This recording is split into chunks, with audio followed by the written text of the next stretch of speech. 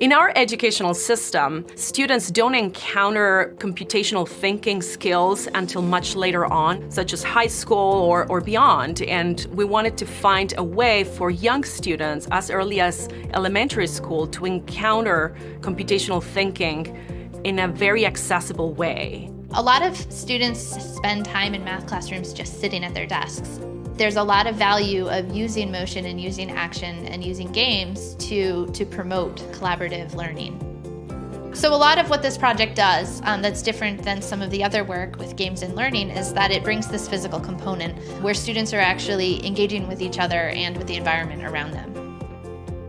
At the beginning, we were thinking of us creating math games for students to play, aided by cell phones that give them instructions and support and help. But then we realized we did not have to create the games ourselves, that we were doing a lot of the computational thinking process that we actually wanted students to do. So we designed the gameplay and design framework to bring game playing and game creation into classrooms. Students and teachers start by playing an existing game, and then they learn to create and program their own game, which they can then play. Teachers can go through the cycle either on their own or in a workshop, and they can then lead their students through the same process. Both teacher and student designed games can be played in the classroom. The gameplay and design framework promotes computational thinking during game creation and helps students learn curriculum-based content during creation and play. The Wearable Learning Cloud Platform, or WLCP for short, facilitates the implementation of our framework. The Wearable Learning Cloud Platform is a system we created that manages all aspects of the game creation and game playing. Students and teachers can log on, they can create new games, they can edit existing games, and they can also manage games. It's a very simple to use interface. You can create new blocks, which are little states, and then you can drag arrows between these states.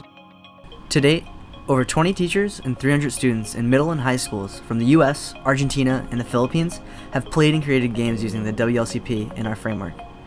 From the studies with those participants, we have found statistically significant increases in content knowledge, computational thinking skills, and engagement. What we know is that students learn with the games and that they enjoy them quite a bit, much more than traditional forms of learning. And teachers love it too. They say their students have fun and become more engaged in class while playing and designing their games. They can see their students interacting with concepts physically as well as mentally, connecting materials and movement with the subject content on such a deeper level. By exposing young students to computational thinking ideas, we are exposing them to abstract concepts that are necessary for careers in computer science and engineering, so we are early on opening a door to those STEM fields.